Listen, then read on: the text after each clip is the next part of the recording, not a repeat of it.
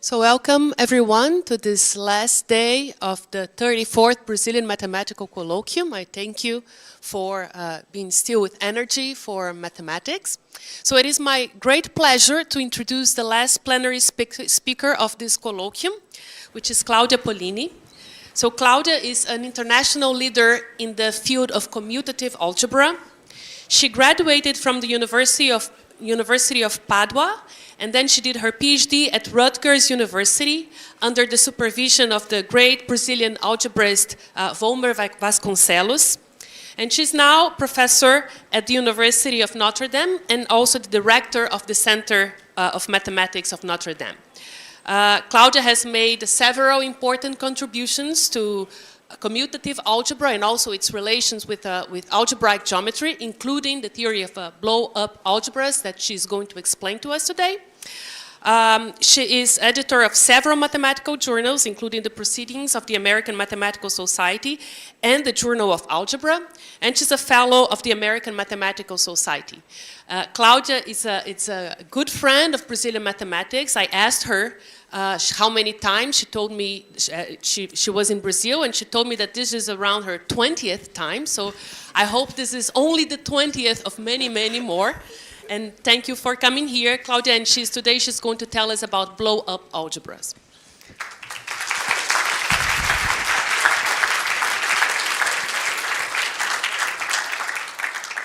So first of all, I would like to thank very much Carolina for the nice introduction. And I would like to thank all the organizers of this amazing colloquium. It's been a pleasure to be here. And thank you so much to give me the opportunity to give this talk. I love Brazil. I think it's the country I love more after Italy. My husband gets very furious about this because it's Greek. And I feel extremely home here, comfortable and at home. IMPA is an amazing place where to do research, and you're very lucky to be able to be here and to spend time with these fantastic people. So I would like first, I'll start my talk, and first of all, I would like to dedicate my talk to a fantastic person, to my advisor, Volmer Vasconcelos. He passed away 2 years ago, and he was from Pernambuco, from a small city close to Recife. He was the one taking me to Brazil and teach me to love Brazil, but to also love blow-up algebras, so the subject I'm going to teach you about now. So he wrote a book about them. He wrote many interesting books, but this is one of my favorite. And at the time, he wrote that this algebra appears in many constructions, in commutative algebra, algebraic geometry. And I want to add to it that they do appear in applied mathematics as well. And this will be a little bit, actually, the focus of this talk. They appear in geometric modeling. So this talk is not so much about results, actually. I won't tell you these fantastic results that you saw in other talks. But I'll talk more about problems, and one particular problem that comes up in several fields and in several areas of mathematics. So first of all, where do blow-up algebra appears? Why would we care? I think Heisenberg always says, if you start studying something, you really first have to ask why. Why do people care? So why blow-up algebras? I will just mention few places where they appear. And do not, I know lots of you are students. If you don't understand the language in the first 2-3 slides, doesn't matter. I will talk about it much more deeper later, and hopefully by the end of the talk, you'll understand it. So the first place, most probably, and the natural place, is resolution of singularity. So what is the idea in resolution of singularity?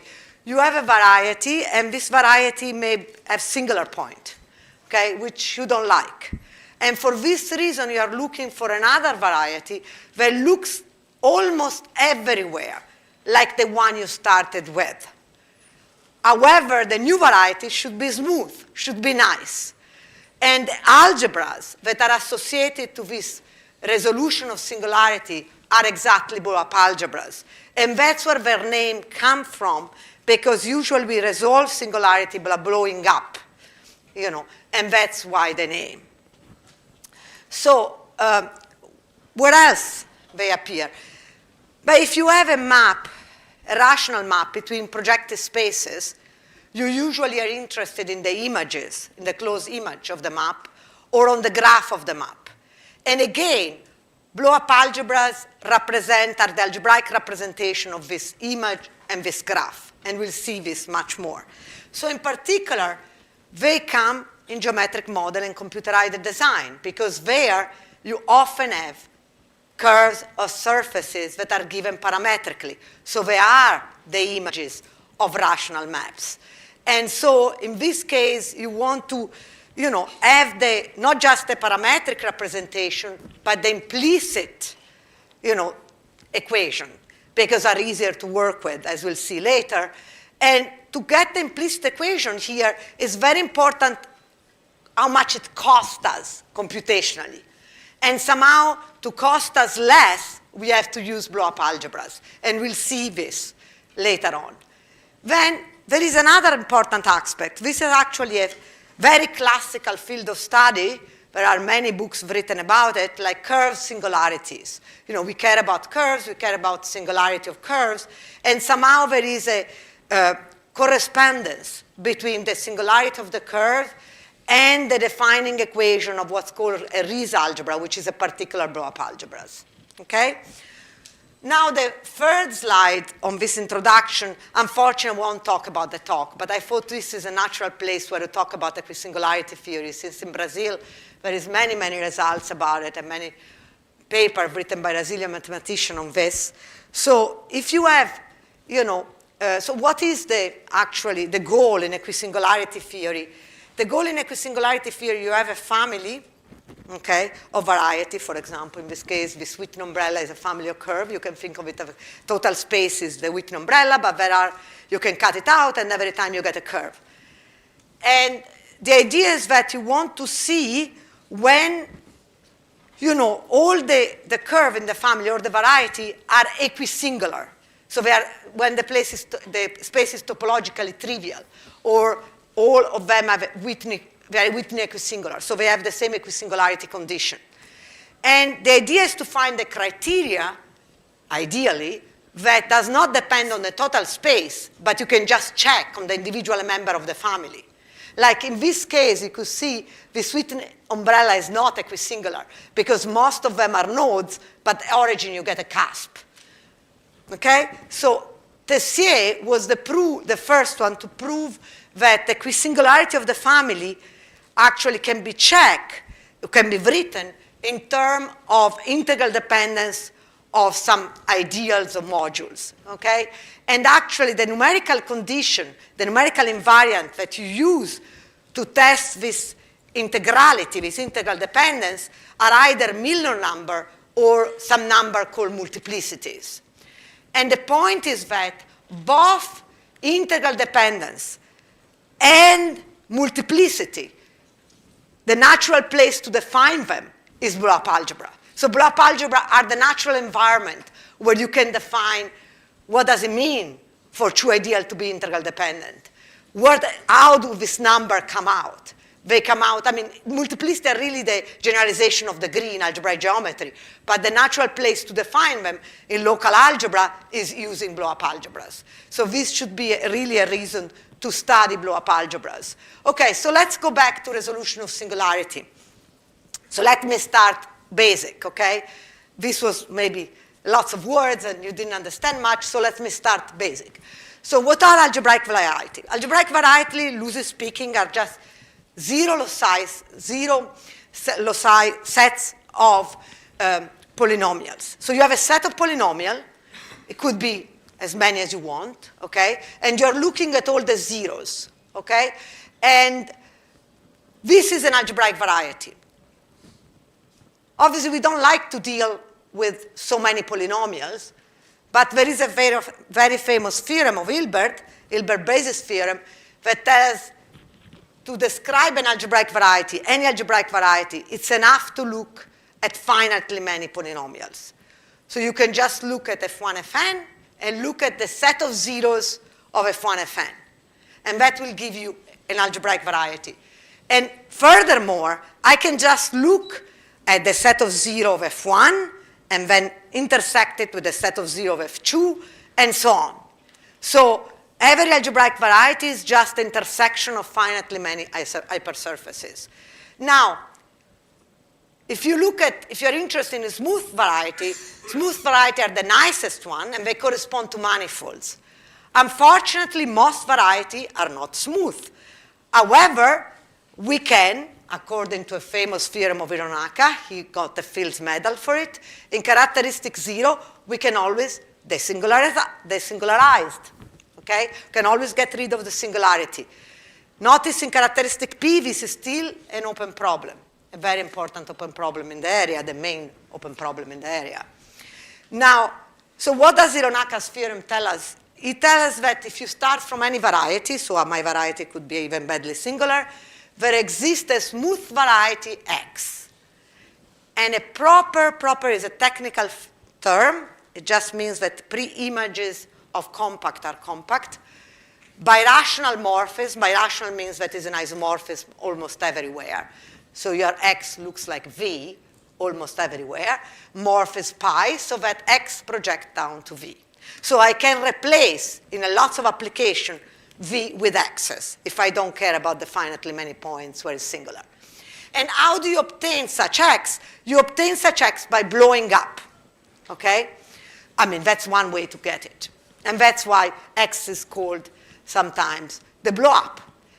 Now, let's look at an example. This is a classical example that people show in this case. You see this cone up there, and there is one bad point in the cone. I would call it the vertex. Why is a bad point? Because if I look at the tangent plane, this guy has infinitely many tangent planes. Okay? So I don't like that point. So what do? But you can untwist the cone and make it a cylinder. Almost everywhere, the cylinder looks like the cone. There is only one point where there is not a one-to-one correspondence, is exactly the origin. And there are this circle, this P1, this copy of P1 correspond to the origin, because every tangent plane has a different, every tangent plane corresponds to a point in the P1. Okay, let's go to an even simpler example, which you may have seen, and if you are familiar with Robin Hart's or book in algebraic geometry, which is the classical node. So we have a node in the plane. The node has origin, and that origin at the origin has a singular point, because there are two different tangents. So the point is singular. We want to get rid of that singularity. We want to desingularize, so we want to blow up. How do we do that? But the cone has that equation. Fine. I'm not just looking at the, this is a fine picture, so I just look at the chart, okay, in this case. So it's given by y squared minus x squared minus x cubed, okay? And now, how do I get rid of the singularity? But we use the famous method of separating tangent. So imagine that your curve is like a rope, okay? And you want to get rid of the singularity, so you lift the two ends of the rope. But obviously, to lift them, you have to go in a bigger space. So you pay a price, you go in now in three-dimensional space, and you get this X. And you can see that in this case, and we'll see it better, you get a space curve, and this space curve is defined by two equations, by two polynomials, y minus xz, and z squared minus 1 minus x. Okay, so to understand better this correspondence, to every point xy of my curve C, I have a unique point if xy is not the origin in x. So what is the third coordinate? Third coordinate has to depend only on x and y, and is exactly y divided by x. Is the slope of the secant line between the origin and the point xy. And there is just one point where obviously you cannot apply this kind of thing, which is 0, 0. And to 0, 0, remember, we separated the tangent. So we had two tangent lines. Each tangent line was y equal x and y equal minus x. They had different slope. One slope was 1, one slope is minus 1. And that is we take as third coordinate of the 2 points that lie over the origin. So this is really an isomorphism almost everywhere.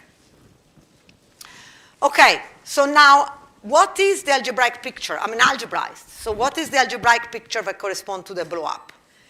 The algebraic picture that corresponds to the blow-up are actually three algebra involved there. One is called the special fiber ring, another is called the associated grid ring, and the Riesz ring. The most important one, I mean, the one I will concentrate today is the Riesz ring in this lecture. Okay, so let's look at the coordinate ring. I mean, you have this curve, this nice curve. This nice curve corresponds algebraically to a ring. There is a ring which is called the coordinate ring of C. What does it mean, the coordinate ring of C? I mean, if you look at the ring of polynomial, all the functions defined in the space, this is the ring of polynomial, okay? Cxy. And now instead, I want to look at all the polynomial functions defined on the curve. So if two polynomial functions have the same value on the curve, for me, they have to be the same, okay? So how do I do that? I take the ring of polynomial, and by the Hilbert-Nullstellensatz, I can just divide by this equation, y squared minus x third. Okay? And now, so this is the ring I look at, and then I want the origin. The origin was my bad point. What does the origin correspond to? It corresponds to an ideal in this ring. And to which ideal? But I want the point 0, 0. So both x and y have to be 0. So it's the ideal generated by x and y. Okay? So this gives me exactly the ideal in a ring. And so what is the Riesz ring? The Riesz ring of I should be associated to the ideal I. So it should encode the ideal I as well as the ring. Okay? And this is exactly an algebra. Is an algebra, is a sub-algebra of the algebra generated over R by T, of the polynomial ring RT, and is generated in degree 1 by IT. So it's a graded ring. In degree 0, you have R. In degree 1, you have IT. In degree 2, you have I squared, T squared. So it encodes all the powers of the ideal. So it has a lot of information about the ideal itself.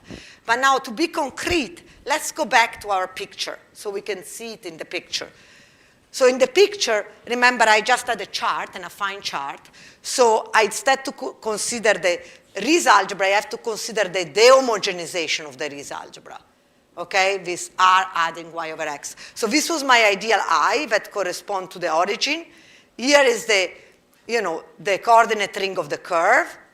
And inside, and this is embedded inside, because this projection corresponds to an embedding algebraically, embedded inside the Riesz ring, this dehomogenization. And you notice, the ring I told you, the third coordinate is just y over x. So to the ring R, you have to add y over x, okay?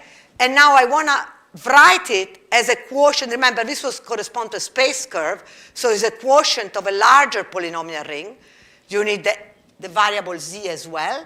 And what are these defining equations? The one I told you before that define x, and you can see it right away. This equation tells you that the third coordinate, z, is y over x. And once you know that z is y over x, you can rewrite this equation, and you get z squared minus 1 minus x. Okay? So one of the problems in the area is exactly to write this Riesz ring, to write the coordinate ring of the blow-up as a quotient of a polynomial ring. So the problem is how to determine the ideal in red, this what we call defining equation. So let me write it up here. This is the main problem of this section, is determine the implicit equation defining the blow-up, or determine the defining equation of the Riesz algebra. So this means, for any ideal, you have an ideal in a polynomial ring in the variable over the complex number. The ideal is generated by n element. Then I have to consider a larger polynomial ring. I have to add to R as many variables as the f's, as the generator of my ideal I. And then I can map each yi to fit. And this is going to be, this R algebra homomorphism is going to be an epimorphism, because before I told you the Riesz algebra is generated by IT, by f1t, f2t, fnt in degree 1. Okay? But usually, this is not, never actually, this is never an isomorphism, okay? So there is a kernel, okay? These guys have a relation. And what is the kernel? That's exactly the problem. Because once you find the kernel of this epimorphism, you can write the Rees algebra as a quotient of a polynomial ring. And that's exactly the guy we want. We want this K. So the big question is K. Now let's go to another part. So let's change. Even if you didn't understand anything, just remember we want this K. And let's go to a different part of the talk. Let's go to elimination theory. Okay? And let's start from the original elimination theory. Elimination theory starts in Europe. In Asia, I know people say it starts much earlier. I'm not an expert, so I don't know when it starts in Asia. But in Europe, it starts definitely with the work of Newton. Newton, already in 1666, writes that to compute the intersection of two curves, obviously elimination theory is about the intersection of curves. To compute the intersection of two curves, we have to eliminate. You see the starts of the word, eliminate, elimination theory. We have to eliminate one variable. And if we do eliminate one variable, we will realize that the number of points we get for the intersection is at most the product of the degrees of the two curves. He says in this strange way, it will appear that there are as many cut points as the rectangle of the curve dimension. The degree of the curve was called the curve dimension, okay? And this is prelude to Bézout theorem. And in fact, another bigger player, one of the biggest players in elimination theory is definitely Bézout. We know all, if you study beginning course in algebraic geometry, you are famous, you know Bézout theorem that tells you that if you have two curves or whatever, you intersect them, you get at most, the number of points at most, the product of the degree. If you are in projective space, you can choose the product of the degree, but whatever. This is the beginning of Bézout theorem. So you have fxy, gxy, a curve of degree n and m. And Bézout writes, how did he do it? He actually, to eliminate the variable x, he multiplied f and g already by other two polynomials, a and b. A was degree n minus 1 and b n minus 1. So you get two polynomials now of the same degree, n plus m minus 1. And then he equates the coefficient of x in this expression, and he gets a system of equation, okay? And he writes this system of equation already in a matrix. And this is very funny because this matrix is the so-called Sylvester matrix. And this is 80 years before Sylvester. He already knew about the Sylvester matrix. And then we have Sylvester. This is really considered the father of elimination theory. Okay? He's the one that introduced the resultant and introduced the Sylvester matrix and many, many, many more things that we'll see. So the basic idea is this. You have f1, fn polynomial, n polynomial in n variables. Usually they consider the same number of polynomials as the variable. And you want to know when this polynomial, they vanish simultaneously at a point. So, and you do this through the resultant. So the resultant is again a polynomial, but in the coefficients of f1, fn, such that if the resultant is 0, if and only if f1, fn have a solution in Pn minus 1. So I'm going to give you, this is the only proof that I'm going to do in this lecture. I'm going to try to give you a proof of this just in the case of two variables, of P1, because after I go back to P1. However, I do it affinely. So I do it in the affine case, okay? So you see only one variable because I do it affine. Otherwise, you would see x0, x1, okay? So I have f and g, and this is the case in which the coefficients are just complex numbers. So very simple. So you want to know when f and g have a common root. But this is the same, is equivalent to ask, when f and g have no common roots. And this, because C is algebraically closed, it's equivalent to say, if they have any factor, they have to have a linear factor. So it's equivalent to say that the GCD should be 1, okay, of f and g. But what does it mean that the GCD is 1? It means that you write 1 as a linear combination of f and g. But then you can write any polynomial as a linear combination of f and g. So you get the whole ring of polynomial as cx times f plus cx times g. But if I get this equality, I have to get it from a certain point on. So there will be a place where you already get the equality. So you will get that, and the place is actually the one already set by Bezout, much longer ago. C of x, the polynomial ring, degree at most n plus n minus 1, should be contained in cx times f plus cx times g. But now, g has degree n. And in cx, I have division with remainder. So I can look at the coefficient of f, this coefficient here, and I can divide it by g. I get a remainder, and then I can just rewrite this expression and assume that the coefficient of f has degree less than equal than n minus 1. But then you have two guys here. This is in degree less than equal than n plus n minus 1. This is in degree less than equal than n plus n minus 1. So this has to be in degree less than equal than n plus n minus 1. But now, this right-hand side is contained in the left-hand side. So this inclusion is actually an equality. So f and g have no common root if and only if this equality happens. However, it's very easy to write, I think already a first year in linear algebra, you know how to write a spanning set of this guy. Because you know a spanning set of the polynomial ring in degree less than equal than n minus 1 is 1x squared up to xn minus 1. So the spanning set of this will just be this one. And here you have this vector space, and the dimension of this vector space is n plus n, and the number of elements here is n plus n. So to be equal just means that this is not just a spanning set, but is a basis. So to be a basis, if you have a spanning set, it has to be linearly independent. So what I need to have is that this set has to be linearly independent. But how do we check linear independence? With a matrix. Just write the matrix of coefficients, and then you get linear independence. So again, f and g have no common root. If and only if a set is linearly independent, I write a nice matrix of the coefficient. This is written respect, the basis you're using is the base of monomial in x's, and you get that this determinant should be different from 0. And this matrix is exactly the Sylvester matrix. And this determinant is the resultant of f and g. Now, the story doesn't change much if f and g have coefficients which are not in C, but they live in a polynomial ring. Okay?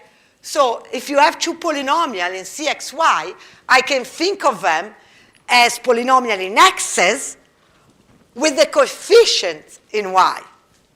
So I'm back to the same kind of things, reasoning of before, and ai and bi are polynomial in y, remember? And then the resultant is going to be the same matrix you had before, but it's not a matrix of constant, it's a matrix with entries in y. And then the resultant is not a number, but it's just a polynomial, okay? And so the resultant will vanish if and only if, that's what Sylvester theorem tells you, it'll vanish if and only if f and g have a point of intersection.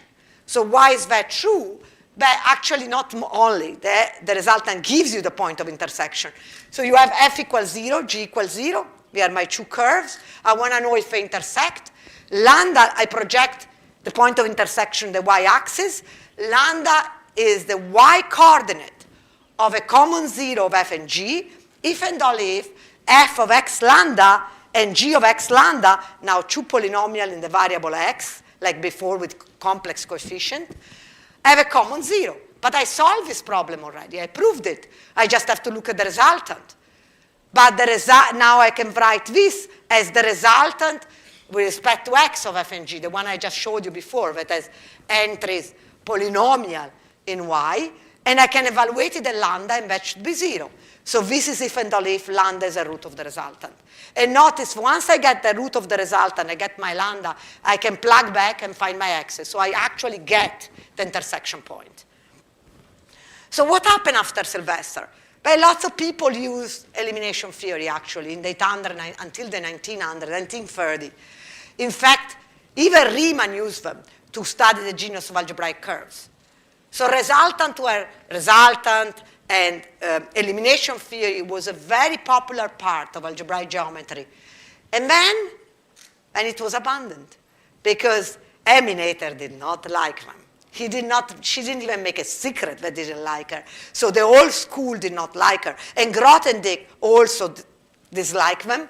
They were too concrete. So there was really an abstractization of an axiomatization of commutative algebra, algebraic geometry, and then resultant elimination theory was under the rug. So how did it come back now?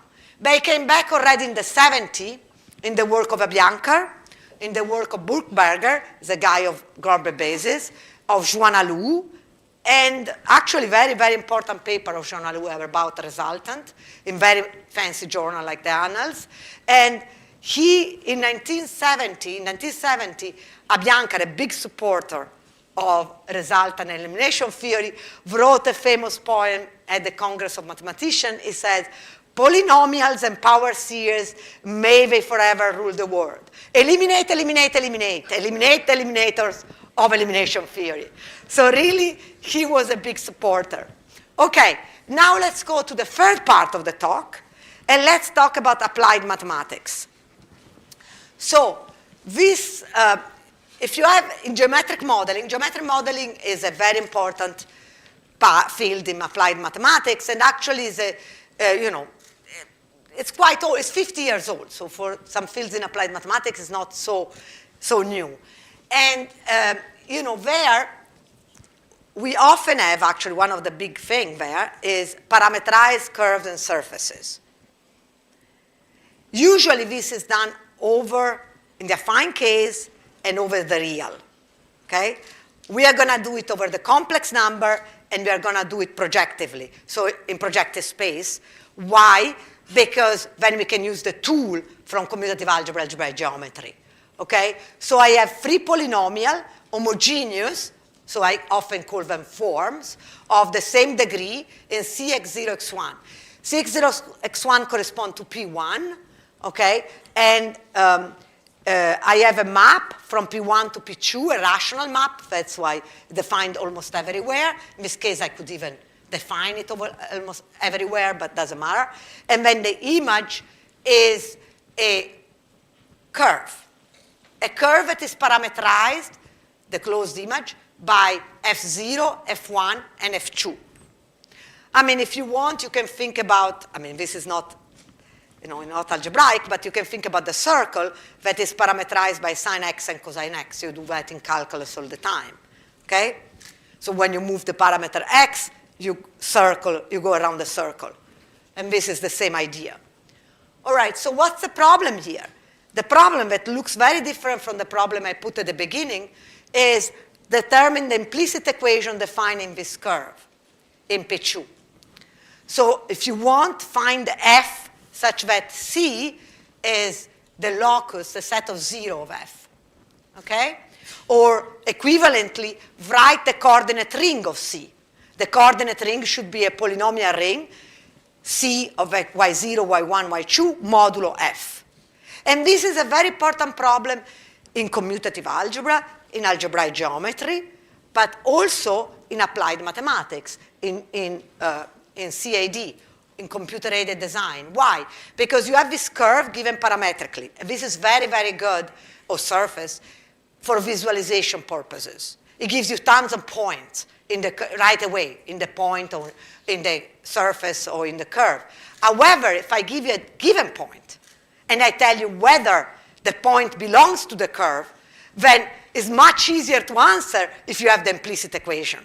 And not only, if you want to study the singularity of the curve, which is very important actually in computer-aided design, the right way to do it is through the implicit equation. That's what was done, forever in the 1800s and so on, not through the parametric expression. And if you want to find the intersection, as we saw before, even through the resultant and so on, you need the implicit equation of the curve, not the parametric one. So all these problems are much better dealt with implicit equation. That's why the implicitization problem is so important. And indeed, really at the beginning of geometric modeling, this is the first book in geometric modeling, an engineer student at Purdue, mechanical engineer is a big deal at Purdue. Purdue is one of the best schools in engineer in the country, in the US. In 1980, read in this book, when dealing with parametric surfaces in R3, great advantage would be had if one surface could be translated into implicit form. Unfortunately, the most commonly used parametric surfaces cannot be expressed this way. And then he decided he had to write his PhD thesis on it, and actually reinvented many of the theory of commutative algebra geometry. He rediscovered Hilbert-Birch theorem and lots of theorem, and they reproved it in a very different way because they needed all this tool. And if they didn't know it, they wouldn't even be able to read, I suppose, the literature. So why do we care about computer-aided design? You should care. If you are flying, if you ever flew in a Boeing, the way they actually build it is computer-aided design. And not only any building that now, modern building, cars, anything is actually projected this way. They have this big system, and they do this, surface patches. They need to know the curvature. They need to know the intersection. And so they are given parametrically. They need the implicit equation, and that's what the algorithm do. So we really need this mathematics. This is applied mathematics. If you do this, I'm not kidding. So, for example, the Guggenheim building in Bilbao, this was just built completely with surface patches. So they better knew where they intersect, how to put them well together. So, real applications. Okay, so let's go back. What has to do with the elimination problem? How implicitization is connected with the elimination problem? But what does it mean to find the implicit equation? It means you remember, y0 goes to f0, y1 goes to f1, y2 goes to f2. So you equate y0 minus f0 equal y1 minus f1 equal y2 minus f2. They have to be 0, okay? And they should give you the implicit equation f in the new variable, y0, y1, y2. You eliminate x0, x1 to obtain the new equation, okay? So there are several ways to approach this problem. If you use Macaulay, he will use Grobben basis, okay? And another way is to use syzygies. So what are syzygies? But syzygies is a Greek word. I mean, my husband told me right away when he saw me many years ago talking about syzygies. He asked me, but do you know what syzygy means? So syzygy is mainly the alignment of free celestial body. Okay? That's what it means. So the picture here denotes an eclipse, because during an eclipse, you have the moon, the earth, and the sun that alienate. So the eclipse is a syzygy. That's what a syzygy was. All right? However, Sylvester liked astronomy very much and actually liked to bring the strange world of other science into mathematics. So he introduced the word syzygies in 1853, much earlier than Hilbert. I thought it was Hilbert to introduce syzygies, and instead it was Sylvester already. So what are syzygy in mathematics? But it's the same thing. It's really an alignment, and that's why the word makes sense. You have free polynomial, like the free one, the forms that define my parameterized curve, f0, f1, f2, and x0, x1. And then the syzygy of f0, f1, f2 are again free polynomial, but I think of them as a triple, a point in the Cartesian, an element of the Cartesian product, okay? Such that h0, f0 plus h1, f1 plus h2, f2 is equal 0. So again, an alignment, okay? Why do they matter? But we see how they matter immediately in the work of Hilbert, the famous seminal place of Hilbert that introduced so much of commutative algebra and is such an important paper for at least all commutative algebraists. In 1890, when he was solving problems from invariant theory, and he introduced free resolution to actually resolve ideal and module, understand ideal and module, because the free resolution is really the idea is that you have this ideal. For example, let's just look at the case of my ideal. The ideal generated by F0, F1, F2, three homogeneous form, let's say of the same degree delta. Then I have three forms, so I need three copies of R. I need, again, this R3 that I've wrote up there. This is a free module. Usually modules are not free, but this is a free module with a basis. And the basis is 1, 0, 0, 0, 1, 0, 0, 0, 1, for example. And then you map the basis to each basis element to each generator of I. But I, unless it's principal, is never free. So this is not an isomorphism. I is not a free module. If it's a free module, I stop there. There will be, in general, a kernel. And the point is that you can, again, map a free module to the kernel, and then go on like this. So I have a sequence of free module and a sequence of maps that approximate your given ideal module, and with finitely many conditions, you can have all the invariant and all the information about the ideal module, okay? What is the kernel there? The kernel there is exactly the syzygy module. Because think about it. You look for element in R3. Remember the syzygy were element in R3, such that when you do the map, which you do H0, F0 plus H1, F1 plus H2, F2, you get 0. So that's exactly the kernel of that map. So actually, in the case of free polynomial there, in C x0, x1, the syzygy is already free. So the resolution stops there. It's a beautiful short resolution. So I only have one map that I need to know. That map is a matrix because it's a map between two free modules. Imagine two vector spaces. So it's a 3 by 2 matrix. And that matrix, obviously the entries are not constant. They are polynomial in R, so in x0 and x1, okay? Encodes all the information about the ideal I. And this syzygy matrix has two columns, is homogeneous again, and actually there is even a deeper theorem here, which is Hilbert-Birch theorem, that tells you that the generator of I, F0, F1, F2, can be obtained from phi taking the 2 by 2 minors. And that's explained why the 2 column of phi are homogeneous of degree delta 1, delta 2, with the sum of delta 1, delta 2 equal delta. Okay, because if you have the 2 by 2 minor, then the degree will be exactly delta, which is the degree of F0, F1, F2. This syzygy matrix encodes all the information on I. So all the information of F0, F1, F2. And indeed, it should tell you a lot of information about the curve that you parameterize. Okay? About our singularity, about lots of information are all encoded in this syzygy matrix. So let's go back to elimination theory. And let's look at the syzygy matrix, and now let's do something else. Let's create two polynomials out of the syzygy matrix. How do we create them? We multiply A0 with Y0, A1 with Y1, A2 with Y2. We have two polynomials, G0 and G1, okay? But now I can think of these two polynomials as lines. Why? Because if you take a point in P1 and you plug it in A0, A1, A2, then they become constant coefficient, and this becomes really a line in P2, okay? Because A0, A1, A2 are not polynomial anymore. If you plug the point, they become constant. They become complex number.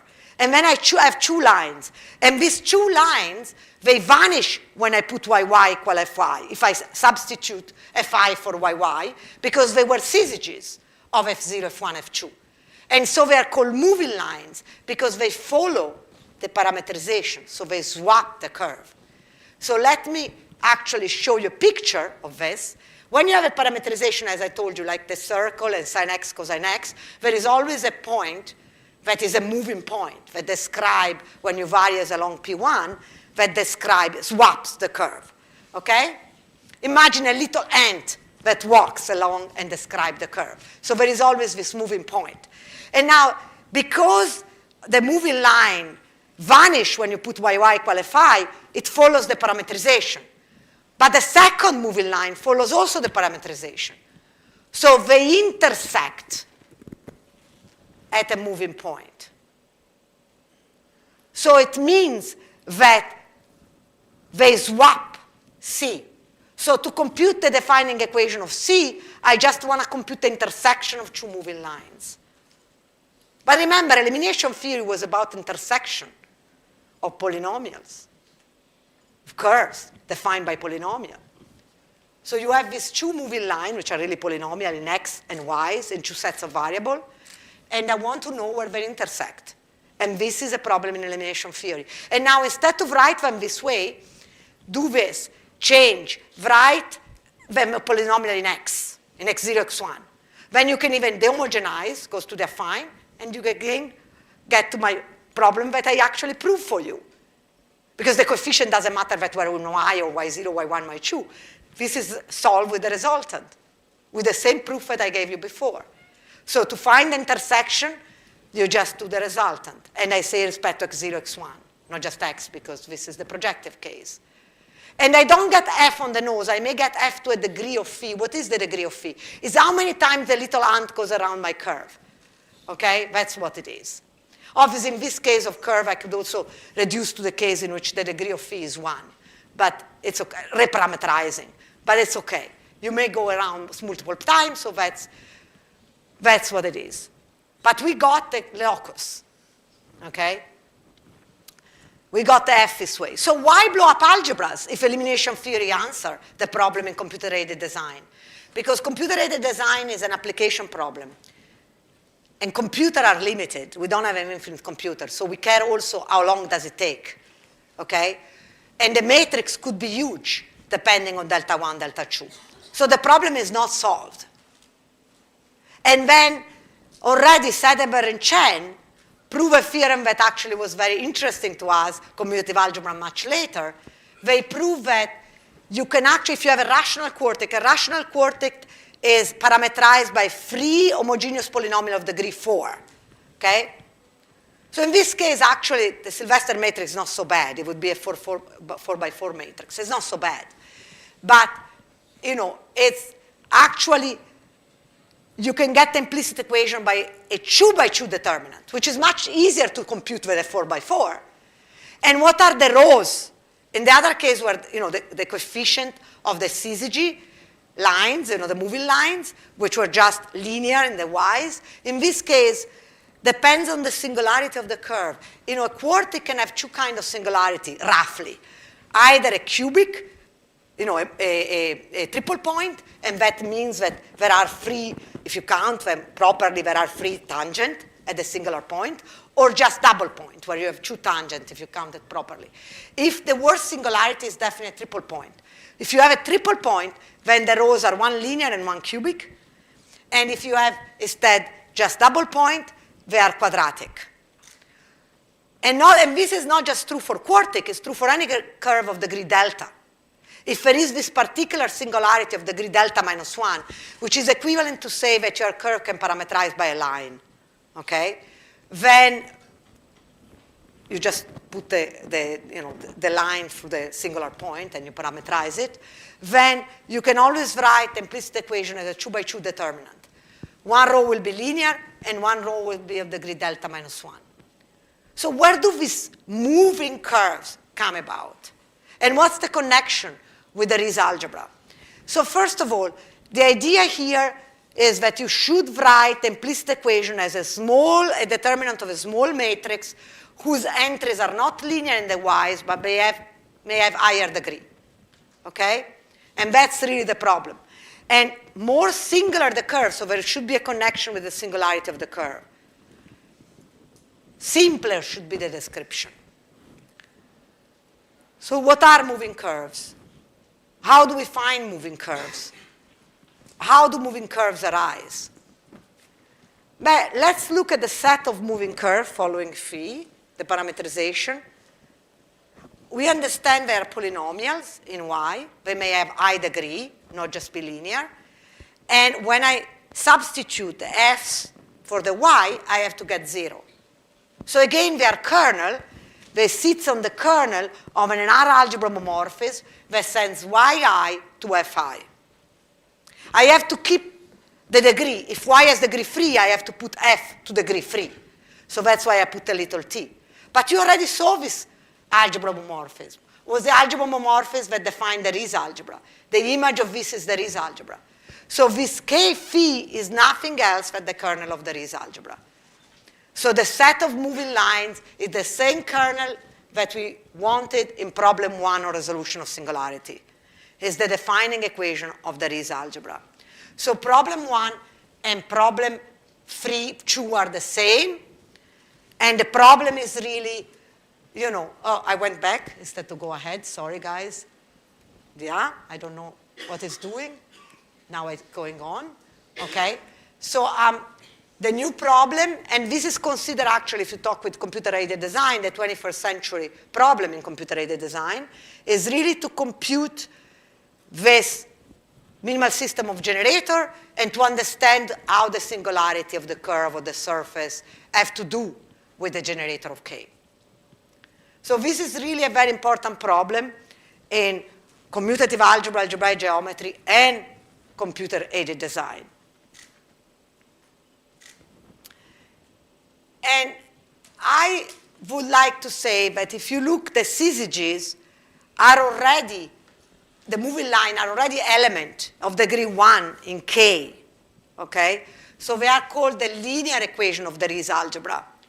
And already Micali, a Brazilian mathematician, 60 years ago, understood the importance of this syzygy, and he proved that for complete intersection, when the ideal is a complete intersection, K is just given by these moving lines, generated completely by the moving lines. And then years later, in IMPA, Aaron Simis, Volmer Vasconcelos, and Jürgen Herzog gave a complete characterization of when, almost a complete characterization, when the moving lines are enough, they give you all K. Okay? So now, there is another geometric reason. My time is almost up. I think I won't be able to finish, but it's okay. There is another geometric reason why, maybe I went slower than when I practice, why the Rees algebra should give you all this information about a curve between the images of a map between projective spaces. And the reason is because if you consider in any case an ideal generated by n forms of degree delta, they define any map between projective space, a rational. You look at the image, okay, the closed image, but you can also look, and you want the defining equation of the closed image, you could also look at the graph. And the graph is the product of projective space, so you should have more information than the image, because when you project in the second component, from the graph you obtain the image. And indeed, if you look at this diagram algebraically, the coordinate ring of the image, I called it AX.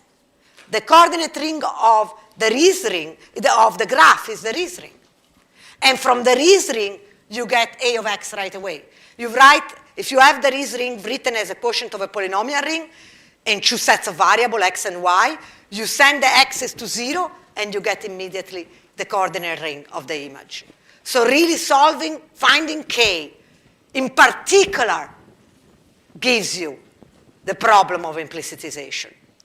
Okay? Gives you much, much, much more. That's why this connection also with singularity. Because it was also, the syzygy matrix is embedded on K.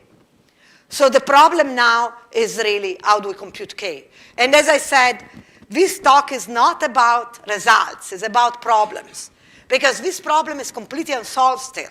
There are at least 1,000 papers written on the subject, but lots of cases are solved, but the whole problem is not solved. And indeed, if you look at even the case of curve, curve parameterized curves, so F0, F1, F2 of the same degree, and you want to ask what is K, it's still open. There are lots of papers, but the general answer is still open. And there is a lot of mathematics. Obviously, there are this important paper, I told you, Vasconcelos, many paper, we wrote many paper, I'm writing paper on this since my PhD.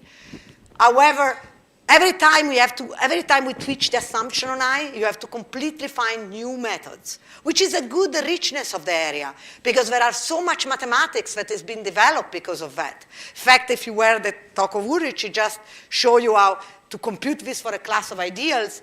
We develop a new notion of Gorasten called quasi-Gorestan, almost Gorestan, weakly Gorestan, but we define a new notion of Gorestan ring and a new duality theory just to solve this problem for a class of rings. And the other problem is how the singularity of C related to K. Also on this there are lots of papers from the applied mathematician, but also the school of Bouzet, the people in computer-aided design, the Spanish mathematician, the Argentinian mathematician, and also from me, Cox, Kasten, Ulrich, and then work with Kasten. And I have a slide that shows at least the bijection between the singularity of a sextic and the bi-degree of generator of K. I gave a talk at IMPA, on this some time ago, explaining just these slides. And now in one side you have the singularity of the curve, okay? And roughly this is really all, we know the singularity of a sextic. Okay, a sextic is given by free form of degree 6. You can have the worst kind of singularity is a point of multiplicity 5. Then you can have a point of multiplicity 4, and the rest are all then double points. And then you can have all double points, and there are, as you see, they are repeated twice. The first and the 1, 2, 3, 4, 5 are still double points. And then you can have point of multiplicity 3, at most 3, either on the curve or successive blow-up. And you can have either 3, 2, or 1. And this rough, division here correspond to the bi-degrees of the defining equation of the Riesz algebra. Remember that the Riesz algebra is a quotient of a polynomial ring in 2 variables because the graph is in a product of projective spaces. And the x's you give degree 1, 0, the y degree 0, 1. So the kernel is also bigraded. So every generator comes with 2 degrees. The degree in x is the first one and the degree in y the second. So the blue one, the 0, 6, is just a defining equation of the sextic. It's common to all of them. The one in orange are the moving lines, because you see they have degree 1 in the y. The one in red are actually the particular defining equation of the Riesz ring that makes the determinant very small for computer-aided design. The point is that they have degree 1 in the x's and I degree in y. And that's why they allow this 2 by 2 determinant to appear. So I don't have time. There is actually lots of open problem here. Like if you look at all nodes, even all nodes, there are curves that have all nodes, and they can come algebraically with very 2 different, Riesz algebra. Even the syzygy matrix could be a 3-3, that's the general case, or 4-2. So algebraically, we know how to distinguish them. But how do geometrically you can distinguish the 2 sets of nodes? They look exactly the same. So we are still investigating, long time, it's an open question, how to distinguish them geometrically. Okay, I want to thank you very much, and I'm sorry if I went over time.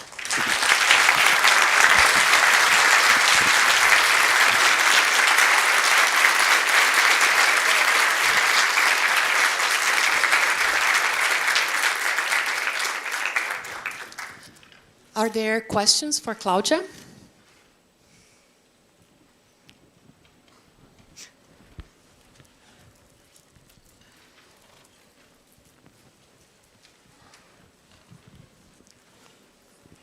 So, Claudia, you mentioned resolution of singularities by Hironaka. Would it be possible, theoretically, to follow Hironaka's argument to determine which Riesz algebra does the resolution? I'm not an expert, but I would say no. Right. Yeah, it's not very concrete, the argument of Hironaka, unfortunately. There are obviously lots of results now of Katkowski, other people that makes it, and also the Madrid school that makes it very explicit, the blow-up and stuff. Right. And something like the curve was known much before Hironaka, this separation tangent was known much earlier. But I don't think so. That's not really a roadmap of how to do it, I think. Okay. Also, you didn't show us a picture of Riesz, did you? No. Oh. But Riesz really introduced Riesz algebra for a different reason, to study more algebraically, exactly how the ideals move, multiplicities and stuff like that. So it's very different from, yeah. But I should have given a picture of Riesz, that's true. More questions?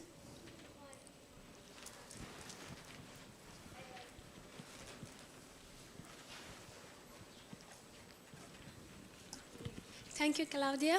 Just a curiosity, you know, the blue one corresponding to the algebraic relations between the generators. Now the degrees, I'm thinking about the degrees. Yes. By degrees. So, and the orange one are coming from the equations of the symmetric algebra. Yes. Yes, and the red So the ones, orange are the defining equation of the symmetric algebra. yes, exactly. And the red ones are actually are defining the weak Jacobian dual matrix. They will do. No, No. no, no, no, no, no, No. no. No, it's not the Jacobian dual. No, no, no, no, no, no. Ah, No, okay. unfortunately not. No, the blue are the special fiber, obviously. The orange are the symmetric algebra. But no, you don't find the red that way. And it's not as easy, actually, to find the red. Ah, okay. Yes. Ah, okay. And it's not always clear what are the that's actually the most complicated, even for parameterized curves.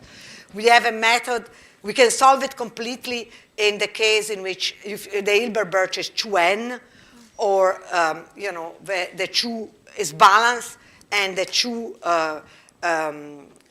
columns have degree prime numbers, we can solve it. But in general, my student, for example, solved the septic case, and one problem, so 3-4 or 2-5, whatever the Hilbert-Birch could be, and the problem was always compute this equation that have degree 1 in the x's. That's actually the worst part, you know, because in this case, you know, there is Vishwanaloo duality in place, and you know, the concentration degree, and you know the equation after a certain point, but the beginning is where it's, except for the special fiber, the beginning is where it's really hard to compute them, that interval at the beginning. Okay, thank Yeah. you.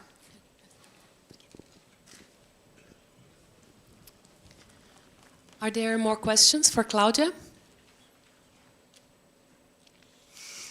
So if not, let's thank her again for a very nice talk.